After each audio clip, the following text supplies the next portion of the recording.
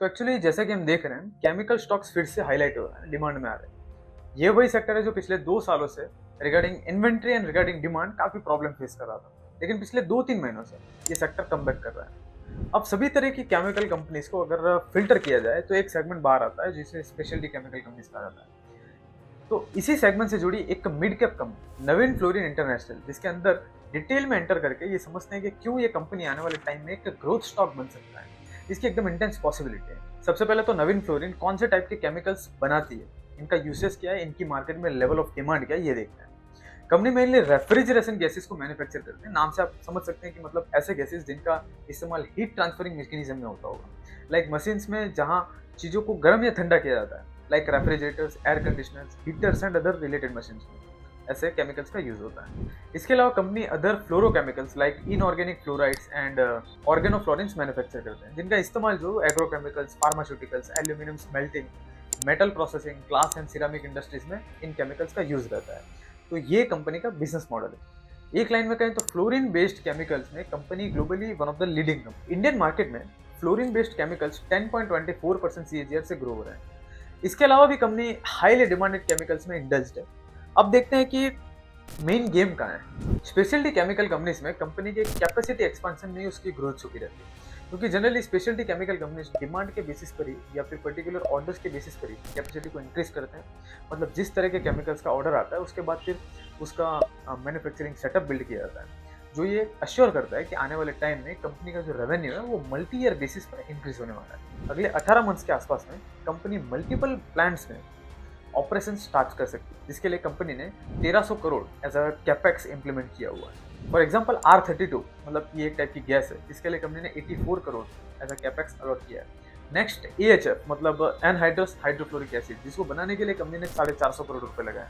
Next speciality segment में company ने दहेज में एग्रोकेमिकल्स मैन्युफैक्चरिंग के लिए 550 करोड़ लगाए हैं। सूरत प्लांट में कंपनी ने किसी ग्लोबल कंपनी के लिए, किसी ग्लोबल सप्लाई के लिए नई कैपेबिलिटीज को डेवलप करने के लिए 30 crore as a capex implement किया। इसके अलावा CDMO segment means contract development and manufacturing organisation, जिसमें 288 crore as a capex implement किया है। तो इतना सारा कैपेक्स है।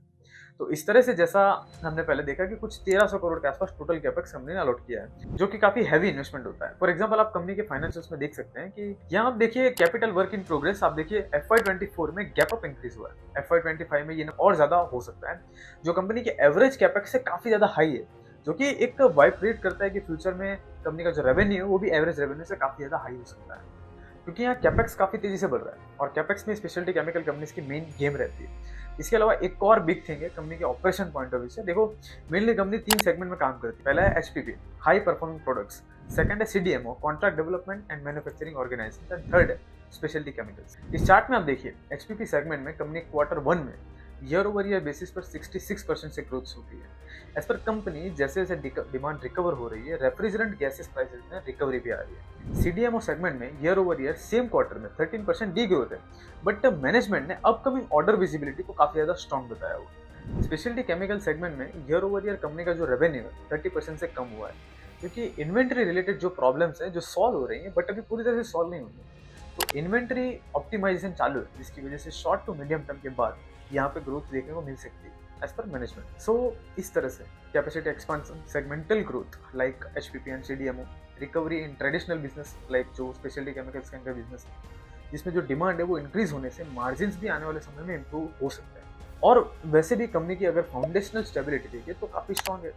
जिन एरिया में कंपनीज मेनली काम करती है, ऑपरेट करती है, लाइक जैसे रेफ्रिजरेंट गैसेस एंड एग्रोकेमिकल्स, इनमें ग्रेजुअली डिमांड बढ़नी यही चांसेस है। इनके कोई खास अल्टरनेटिव्स नहीं है मार्केट में। एंड एग्रीकल्चर सेक्टर की तो फिलहाल जहाँ बात करें तो गवर्नमेंट भी काफ़ी ज़्यादा फोकस है। रिसेंट बजट ने एग्रीकल्चर सेक्टर पे अच्छा खासा जो है वो बजट भी एलोकेट किया है गवर्नमेंट। बट ऐसा नहीं है कि रिस्क नहीं होता, रिस्क तो रहना ही है। अगर रिस्क एंड कंसर्न्स की बात करें तो ग्लोबल मार्केट में अनसर्टेनिटीज काफ़ी ज़्यादा है फिलहाल तो रिसेंटली अभी ग्लोबल मार्केट ने single day one of the lowest fall लेकर आया, और नवीन फ्लोरिन काफ़ी हद तक इंटरनेशनल मार्केट पर डिपेंडेंट है।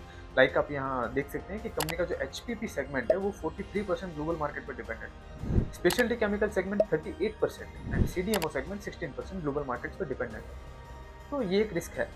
सेकंड रिस्क है कि मतलब आप इसे रिस्क कहो या फिर एक बर्डन कहो तो ज़्यादा सही लगेगा, क्योंकि कैपेसिटी एक्सपांशन के लिए कंपनी को अच्छा खासा डेट एक्वायर करना पड़ा है। जैसे आप इस चार्ट में देख सकते हैं कि कंपनी की बोरोइंग्स फिलहाल 1368 करोड़ हो चुके हैं। यही कंपनी आज से 2 साल पहले डेट फ्री थी। FY25 क्वार्टर 1 का रिजल्ट कंपनी का वीक है ड्यू टू फॉलोइंग रीजंस जो हमने पहले डिस्कस किया। कंपनी का रेवेन्यू ईयर ओवर ईयर 7% से इंक्रीज हुआ है and quarter over quarter basis पर 13% से डाउन हुआ है। एबिटा मार्जिन भी ईयर ओवर ईयर 4% से कम हुआ है। Net profit year over year 18% से कम हुआ है एंड क्वार्टर ओवर क्वार्टर 28% से कम हुआ है। बिफोर इन्वेस्टमेंट आप एक सेल्फ एनालिसिस जरूर कीजिए। इस वीडियो को एज अ बेस ले सकते हैं जिससे कि आपको एक डायरेक्शन मिल सके। वैल्यूएशन थोड़ा लॉन्ग टर्म प्रेफरेंस करेंगे तो ज़्यादा इफेक्टिव रहेगा क्योंकि फिलहाल stock valuation point of view से कंप्लीटली फिल्ड अप हो चुका है, ओवर वैल्यूड है। तो आप थोड़ा लॉन्ग टर्म का सोच के चलेंगे तो ज़्यादा सही रहेगा। फाइनली अगर ये वीडियो, ये इन्फॉर्मेशन, ये एनालिसिस अगर आपको काम का लगा हो तो आप इस वीडियो को जरूर लाइक कीजिएगा एंड चैनल को प्लीज़ सब्सक्राइब कीजिए।